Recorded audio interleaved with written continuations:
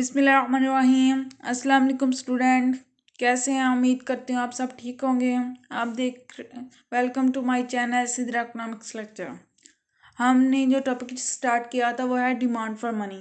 कल मैंने इसका फर्स्ट अप्रोच पढ़ाई थी, वो थी क्लासिकल अप्रोच। आज हम the Keynesian approach of demand for money पढ़ेंगे और कल को हम इसकी last approach post Keynesian approach पढ़ेंगे। इसकी टोटल 3 अप्रोच थी। आज हम टॉपिक डिस्कस करने जा रहे हैं the Keynesian approach for of demand for money. इसको लिक्विडिटी प्रोसेस भी कहते हैं। सबसे पहले हम कनीजियन के अकॉर्डिंग देखते हैं, क्योंकि इसे कनीजियन अप्रोच है, इसमें जो भी कनीजियन ने कहा वो हमने डिफाइन करना है। Keynesian suggest 3 motive of demand for money. According to Keynesian ये था कि हम 3 मोटिव के लिए हम डिमांड करते हैं मनी की। फर्स्ट ऑफ है द ट्रांजैक्शन डिमांड, सेकंड है द प्रिकॉशनरी डिमांड, थर्ड है the speculative demand. First of all हम transaction demand for money discuss करते हैं। मीडियम ऑफ एक्सचेंज है for payment for goods and services. यानी कि ट्रांजैक्शन डिमांड क्या है? ट्रांजैक्शन वर्ड से ही ज़ाहिर हो रहा है कि हम एक्सचेंज करते हैं गुड्स के मनी को गुड्स के बदले में। यानी कि हम किसी से अगर कोई चीज़ परचेज करना चाहते हैं, उसे कुछ ना कुछ देना पड़ता है, उसे कहते हैं ट्रांजैक्शन करना। यानी कि मनी को ऐसा मीडियम ऑफ एक्सचेंज यूज़ करना और मनी दे के कोई चीज़ परचेज करना, उसे क्या कहते हैं? Transaction demand for money. अब आते हैं इसकी डेफिनेशन पे। The need for of cash for current transaction of person and business transaction. यानी कि मनी की वो ज़रूरत जो हम करंटली ट्रांजेक्शन के लिए यूज़ करते हैं, एक पर्सन भी और बिजनेसमैन भी एक्सचेंज करने के लिए। बिजनेसमैन घरेलू चीज़ों को नहीं से परचेज करता मनी से, बल्कि वो जो इसे बिजनेस में यूज़ होती हैं वो चीज़ें परचेज करता है मनी के साथ। यानी कि उसे रॉ मटेरियल की ज़रूरत होती है, मशीनरी की ज़रूरत होती है, वो भी एक किस्म की गुड्स हैं। देन इन्होंने रिलेशनशिप बताया मनी का क्या कहते हैं, इनकम का एक्सपेंडिचर के साथ। If income increase then expenditure increase, if income decrease then expenditure decrease. यानी कि इनकम का एक्सपेंडिचर के साथ डायरेक्ट रिलेशनशिप है। अगर किसी पर्सन की इनकम बढ़ जाती है वो तो देन वो ज़्यादा एक्सपेंडिचर करता है गुड्स एंड सर्विसेज पे, और इफ पर्सन की इनकम डिक्रीज हो जाए देन वो गुड्स एंड सर्विसेज पे कम एक्सपेंडिचर करता है। देन हम इसको फर्दर एक्सप्लेन करते हैं। फर्दर ये था कनीजन के according the transaction demand for money depend on level of income and interest rate. कनीजा ने सिर्फ क्या कहते हैं, ट्रांजेक्शन डिमांड फॉर मनी को सिर्फ इनकम के लिए नहीं के साथ रिलेट नहीं किया। उसने कहा इनकम के साथ साथ इंटरेस्ट रेट भी ट्रांजेक्शन डिमांड फॉर मनी को क्या कहते हैं, अफेक्ट करता है। और इनकम का और इंटरेस्ट क्या कहते हैं, ट्रांजेक्शन डिमांड फॉर मनी का डायरेक्ट रिलेशनशिप होता है। जैसे क्वेश्चन में ये दिखाया हुआ है एल टी इक्वल टू के वाई। टी क्या है यहाँ पे? Transaction demand for money. Transaction demand for money तो आप जानते होंगे कि हम मनी के बदले कोई चीज़ को अपने पास खरीदना, उसे क्या कहते हैं? Transaction demand for money. यानी कि एक्सचेंज करना गुड्स को मनी के साथ, उसे कहते हैं ट्रांजेक्शन डिमांड फॉर मनी। और एल क्या है? Demand for money. इसमें 3 मोटिव थे ना, क्या कहते हैं, transaction demand for money, speculation demand for money, precautionary demand for money. लेकिन एल का सिर्फ डिमांड फॉर मनी। इसके 3 प्रोसेस में से मोटिव में से कोई इसमें मोटिव नहीं होगा, ओनली डिमांड फॉर मनी। के वाई क्या है? हमारी इनकम। जो भी मंथली पर्सन अर्न करता है वो उनकी उसकी इनकम होती है। के क्या? Proportionally of income which is keep for transaction purpose. यानी कि इनकम का वो हिस्सा है जो ट्रांजेक्शन पर्पस के लिए वो अपने पास रखता है, उसे के कहते हैं। देन हम इसे ग्राफिकली एक्सप्लेन करते हैं। इसके एक्स एक्सिस पे इनकम है और वाई एक्सिस पे ट्रांजेक्शन डिमांड है। फर्स्ट पे हमारी जो इनकम है वो वाई है और डी हमारी ट्रांजेक्शन डिमांड है। इफ़ हमारी इनकम बढ़ती है देन हमारी ट्रांजेक्शन डिमांड भी बढ़ गई है। देन क्या होगा? हमारी वाई जो होगा इनकम वाई से वाई वन आएगी और देन हमारा ग्राफ जो होगा ट्रांजेक्शन वो भी डी से डी वन पे आ जाएगी। और न्यू कर्व ड्रॉ होगा वो के वाई वन है, के/वाई है। जैसा कि मैंने एक्सप्लेनेशन में लिखा है, when income increase then transaction demand increase. इन दोनों के दरमियान डायरेक्ट रिलेशनशिप है, इनकम और transaction demand for money. According to कनीज़ा ये था कि interest rate can not be change demand for money, यानी कि इंटरेस्ट रेट के इंक्रीज होने से डिक्रीज होने से हमारी जो कि डिमांड फॉर मनी पे उस पर कोई इफेक्ट नहीं होगा।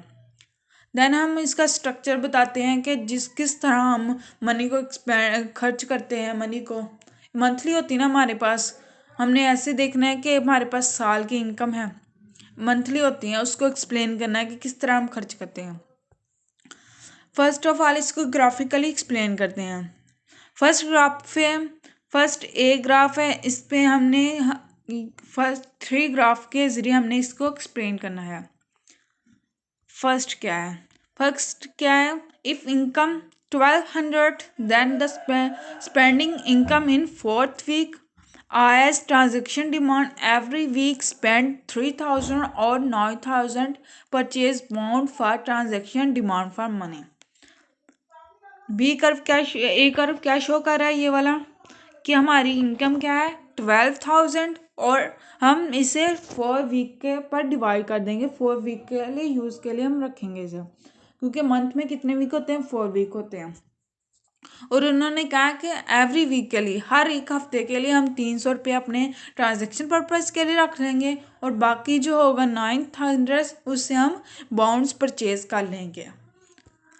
देन बी पे क्या लिखा है, शो 3000 स्पेंडिंग एवरी वीक, यानी कि जो ग्राफ वी है वो क्या शो कर रहा है, हमारा एक्सपेंडिचर एवरी वीक का, यानी कि हमने एक हफ्ते में कितना एक्सपेंडिचर किया वो ग्राफ 20,000 का रहा है। और ग्राफ सी क्या है, 300 spend in transaction demand for money and 9,000 for bonds purchasing in first week. और हमारा जो लास्ट वाला ग्राफ है वो ये शो कर रहा है कि हमने फर्स्ट वीक में 3,000 तो एक्सपेंडिचर ट्रांजेक्शन के लिए रख लेके थे, जो 900 थे उससे हमने बॉन्ड्स परचेज कर लिए। नेक्स्ट वीक हमें 300 की ज़रूरत पड़ी तो हमने 300 के जो बॉन्ड्स हो गए उसे सेल कर देंगे और 600 के जो बॉन्ड्स होंगे उसे हम अपने पास एज अ बॉन्ड्स भी रखेंगे।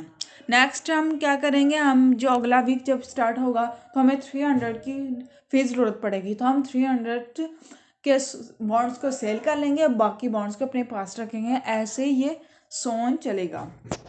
इसके जो एक्स एक्सिस पे हमने टाइम लेना है और वाई एक्सिस पे transaction demand for money, first a graph पे, और बी ग्राफ पे हमने एक्स एक्सिस पे टाइम इन वीक, यानी कि टाइम एक हफ्ते के हिसाब से हमने ये ग्राफ बनाया ना उस हिसाब से, और इसके वाई एक्सिस पे कैश ट्रांजैक्शन, यानी कि हम कितनी कैश ट्रांजैक्शन पर्पस के लिए यूज़ कर रहे हैं एक हफ्ते में, ये बी ग्राफ शो करवा रहा है। और जो है ग्राफ सी, उसके एक्स एक्सिस पे टाइम एज वीक और वाई एक्सिस पे बॉन्ड होल्डिंग, यानी कि हम बॉन्ड्स को कितने टाइम के लिए होल्ड रखते हैं, अपने पास रखते हैं। देन आता है according to Keynesian function transaction demand for money, यानी कि हमारा ट्रांजैक्शन डिमांड फॉर मनी का फंक्शन क्या है, L T equal to F Y R, यानी कि हमारी ट्रांजैक्शन डिमांड फॉर मनी किस किस पे डिमांड करती है, इनकम पे और इंटरेस्ट रेट पे। Transaction demand for money affect income and interest rate. TD क्या है, transaction demand for money. Then हम इसके दूसरे मोटिव पे आते हैं, precautionary demand for money. Precautionary demand for money के क्या है, hold money for unexpected situation, it's called precautionary demand for money. यानी कि जो प्रिकॉशन डिमांड फॉर मनी क्या है कि हम अनएक्सपेक्टेड सिचुएशन के लिए जो भी मनी अपने पास रखते हैं उसे कहते हैं precautionary demand for money. Unexpected situation कौन सी होती है, हमने अचानक कहीं किसी का एक्सीडेंट वगैरह हो जाए तो हमें उसकी जाने के लिए खर्चा होगा ना, किराया वगैरह, फ्रूट्स वगैरह लेके जाएंगे तो उसके लिए हमें खर्चा होगा। अचानक किसी की शादी फिक्स हो जाएगी तो उसके लिए हम अपने पास कुछ ना कुछ मनी बचा के रखते हैं, उसे कहते हैं अनएक्सपेक्टेड सिचुएशन। ये जो होता है ना, अनएक्सपेक्टेड सिचुएशन के लिए मनी रखते हैं, वो सिर्फ इंडिविजुअल नहीं रखते, बिजनेसमैन भी रखते हैं। हम बिजनेसमैन इसलिए रखते हैं कि कभी कभार उन्हें लॉसेस वगैरह हो जाएं तो वो उनके पास मनी हो तो वो उसे अपने काम में ला सके और अपना काम जारी रख सकते हैं। यानी कि जो होता है speculation, demand for money, both रखते हैं अपने पास, इंडिविजुअल भी और बिजनेसमैन भी। देन इसकी इक्वेशन देखते हैं। L T equal to function of Y and R, यानी कि जो होगा speculation demand precautionary demand for money किसका फंक्शन है, इनकम का और इंटरेस्ट रेट का। ये भी ट्रांजैक्शन डिमांड की तरह होता है कि इनकम बढ़ने से हम अपने पास ज़्यादा रखते हैं और इनका कम बढ़ने से, कम होने की वजह से हम कम अपने पास रखते हैं। देन इसका लास्ट मोटिव आ जाता है speculative demand for money. If spend money in transaction demand for money and precautionary demand for money, all other income is speculation demand for money. यानी कि अगर हमने अपनी ट्रांजैक्शन डिमांड के लिए जितनी मनी की ज़रूरत है उससे भी निकाल लिया और प्रिकॉशन डिमांड के लिए जितनी हम रखते हैं अनएक्सपेक्टेड सिचुएशन के लिए उससे भी अपने पास रख लिया, बाकी जो भी इनकम बचेगी वो क्या होगी, स्पेक्युलेटिव डिमांड फॉर मनी। जो होगी स्पेक्युलेटिव डिमांड फॉर मनी वो किसके साथ रिलेट होती है, इंटरेस्ट रेट के साथ। Inverse relationship between interest rate and bonds price, यानी कि जो भी हमारे पास स्पेक्युलेटिव डिमांड फॉर मनी होती है, हम उसको इंटरेस्ट रेट गेन करने के लिए कोई ना कोई बॉन्ड्स वगैरह परचेज कर लेते हैं, तो उसको हम एज इंटरेस्ट रेट गेन करते, प्रॉफिट गेन करने के लिए यूज़ करते हैं। इस फर्स्ट इसका पॉइंट ये है। दूसरा क्या है, इनवर्स रिलेशनशिप होता है इंटरेस्ट रेट और बॉन्ड्स प्राइस में। सेकेंड इसकी क्या कहते हैं, इक्वेशन दी हुई है V equal to R, capital R dividing by small R. सबसे पहले V क्या है, V क्या है, current market value of bonds, यानी कि करंट वैल्यू क्या है बॉन्ड्स की। बॉन्ड्स वो होते हैं जो भी हमारे स्पेक्युलेटिव डिमांड फॉर मनी होती है ना हमारे पास, उससे हम कोई बॉन्ड्स वगैरह खरीद लेते हैं तो उसे बॉन्ड्स खरीदते हैं हम। और आर क्या है, capital R annual rate of return on bonds, small R क्या है, current rate of return on bonds. Then आता है वैल्यू और price of bonds increase then sell bonds. और सेकंड पॉइंट है price of bonds decrease then purchase bond of और interest rate increase. Simply ये कह रहे हैं कि जब बॉन्ड्स की प्राइस बढ़ती हैं तो लोग उसे सेल कर देते हैं। अगर किसी के पास बॉन्ड्स हैं तो जब उसकी अमाउंट बढ़ेगी तो उसे सेल कर देगा, क्योंकि उसने कम पैसों में ख़रीदा था और ज़्यादा पैसों में उसे मिल रहा है तो उसे सेल कर देगा। देन क्या होगा, हमारा इंटरेस्ट रेट भी उस वक्त इंटरेस्ट रेट भी कम होगा। और सेकंड पॉइंट इसका ये है कि अगर बॉन्ड्स की प्राइस कम हो देन क्या होता है, हम उसे परचेज़ कर लेते हैं। परचेज इसलिए करते हैं कि जब हम बॉन्ड्स की प्राइस बढ़ जाए तो हम इसे सेल कर सकें और हमारा इंटरेस्ट रेट इंक्रीज़ हो जाएगा। फर्दर जो होगा स्पेक्युलेटिव डिमांड फॉर मनी है उसे हम ग्राफिकली एक्सप्लेन करते हैं। एक minute,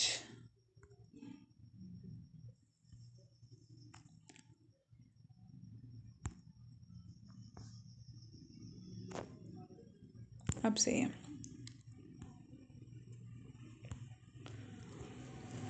speculative demand for money, इसके एक्स एक्सिस पे क्या है, स्पेक्युलेटिव डिमांड फॉर मनी, और वाई एक्सिस पे है इंटरेस्ट रेट, क्योंकि इंटरेस्ट रेट के साथ speculative demand for money relate है। ये जो ग्राफ है वो ओवरऑल इकोनॉमी का ग्राफ है और ये जो ग्राफ है वो नेगेटिव रिलेशनशिप शो करवा रहा है इंटरेस्ट रेट और स्पेक्युलेटिव डिमांड फॉर मनी। यानी कि जब हमारी इंटरेस्ट रेट बढ़ता है तो हमारी स्पेक्युलेटिव डिमांड फॉर मनी कम हो जाती है, और जब हमारे पास इंटरेस्ट रेट कम होता है तो हमारी स्पेक्युलेटिव डिमांड फॉर मनी बढ़ जाती है। इन दोनों में इन्वर्स रिलेशनशिप है। जैसा कि इसका फंक्शन है LS equal to F function of interest rate. LS मतलब L क्या था आपको पता ही है, डिमांड फॉर मनी। एस क्या है, स्पेक्युलेटिव डिमांड फॉर मनी। और आर क्या, इंटरेस्ट रेट। सबसे पहले हम क्या कहते हैं, हमारी एस जो होगा, यहाँ पे हमारी स्पेक्युलेशन डिमांड एस है और इंटरेस्ट रेट 8 है। देन हमारी जब स्पेक्युलेशन डिमांड फॉर मनी बढ़ेगी तो SS1 पे आ जाएगी, तो हमारा इंटरेस्ट रेट कम हो जाएगा, 6 इंटरेस्ट रेट हो जाएगा। एट द एंड जब हमारी क्या कहते हैं इंटरेस्ट रेट 2 होगा, तो देन हमारी जो स्पेक्युलेशन डिमांड फॉर मनी में देन कोई चेंज नहीं आएगा। जहाँ पे लिक्विडिटी ट्रैप जैसी क्वेश्चन क्या कहते हैं सिचुएशन आ जाएंगी। लिक्विडिटी ट्रैप वो सिचुएशन होती है जहाँ से कम हमारा इंटरेस्ट रेट नहीं जाता। एक ऐसा पॉइंट जहाँ से हमारा इंटरेस्ट रेट कम नहीं हो सकता, उसे लिक्विडिटी ट्रैप कहते हैं। At R12 speculation demand is zero, that further interest rate not increase. R2 क्या है, लिक्विडिटी ट्रैप, यहाँ से हमारा कम क्या कहते हैं इंटरेस्ट नहीं हो सकता है। और जो R12 है वहाँ पे हमारा इंटरेस्ट रेट 0 है और इससे ज़्यादा हमारा इंटरेस्ट रेट नहीं हो सकता। देन हम ये एक्सप्लेन करते हैं कि लिक्विडिटी ट्रैप क्या है। Liquidity trap, when interest rate approaching to zero and risk of holding is increased. It's situation called liquidity trap, यानी कि अगर हमारा जो इंटरेस्ट रेट है वो ज़ीरो को अप्रोच कर ले, यानी कि ज़ीरो के बराबर हो जाए, तो हमारा जो रिस्क होगा वो इंक्रीज़ हो जाएगा होल्डिंग का। यानी कि जो भी हम अपने पास बॉन्ड्स वगैरह रखते हैं उसको, जो भी हम बॉन्ड्स वगैरह रखते हैं तो उसका रिस्क यानी कि उस पर रिस्क वगैरह बढ़ जाएगा। इस सिचुएशन को क्या कहते हैं, लिक्विडिटी ट्रैप। देन हम इसको जो 3 मोटिव थे, transaction demand for money, precautionary demand for money और स्पेक्युलेशन डिमांड फॉर मनी, इनको 3 मोटिव को एक जगह लिखना चाहें तो कैसे लिखेंगे, इसे कहते हैं total demand for money. According to Keynesian ये था कि हमारी total demand for money is transaction demand for money plus precautionary demand for money plus speculation demand for money. हमारी जो है ट्रांजैक्शन डिमांड फॉर मनी क्या किसका फंक्शन है, LT equal to F function of income, और speculation demand for money is a function of LS equal to function of interest rate. Then हम total demand for money लिख सकते हैं LT plus LS equal to function of Y plus function of interest rate, यानी कि transaction demand for money और speculation demand for money को plus किया हुआ है। जैसा कि ऊपर अकॉर्डिंग टू कनीज़न मैंने पढ़ा है कि इन 3 मोटिव को प्लस कर दे तो हमारी टोटल डिमांड फॉर मनी हो जाते हैं। इस टोटल डिमांड फॉर मनी का हम ग्राफिकली भी एक्सप्लेन कर सकते हैं, जैसा कि ग्राफ में है। फर्स्ट ग्राफ है ट्रांजैक्शन डिमांड फॉर मनी का, सेकंड ग्राफ है स्पेक्युलेशन डिमांड फॉर मनी का और थर्ड ग्राफ है टोटल डिमांड फॉर मनी का। फर्स्ट ग्राफ जो है ट्रांजैक्शन डिमांड फॉर मनी का, यहाँ पे मैंने फर्स्ट पे बनाया था, 1 मिनट, ये देखिए ये ग्राफ मैंने इधर बनाया हुआ है कि जब हमारी जो होती हैं ट्रांजैक्शन डिमांड, इनका क्या कहते हैं इंटरेस्ट रेट से कोई इफेक्ट नहीं होता। मैंने शुरू में ये इनके जो एक्सिस पे हैं वो ट्रांजैक्शन डिमांड ली हुई है, वाई एक्सिस पे इंटरेस्ट रेट लिया है। और according to Keynesian transaction demand for money में इंटरेस्ट रेट कोई इफेक्ट नहीं करता, इसलिए ये वर्टिकल लाइन है, ग्राफ कर्व, वर्टिकल कर्व बनेगा। आई थिंक आपको समझ आ जाएगा कि वर्टिकल क्यों है, क्योंकि जो होगा ट्रांजैक्शन डिमांड फॉर मनी पे इंटरेस्ट रेट कोई इफेक्ट नहीं करता, इसके लिए ये वर्टिकल ग्राफ बनेगा। और ये R12 पे यानी कि इंटरेस्ट रेट जब 12 होगा देन ये मूव करेगा, यानी हमारी ट्रांजैक्शन कम हो जाएंगी। देन आते हैं speculation demand for money. Speculation demand for money का भी मैंने पीछे ग्राफ बनाया है कि यह हमारा जब हमारी इंटरेस्ट रेट कम होता जाएगा तो हमारी स्पेक्युलेशन डिमांड फॉर मनी बढ़ती रहेगी। तो देन ऐसी सिचुएशन आएगी जब हमारी ट्रांजैक्शन डिमांड कम नहीं होगी, जिसे मैंने पॉइंट दिया था R2 का कि इससे कम हमारी सिचुएशन, इससे कम हमारा इंटरेस्ट रेट नहीं होगा, उसे हमने लिक्विडिटी ट्रैप का नाम दिया था, वो वाले हैं।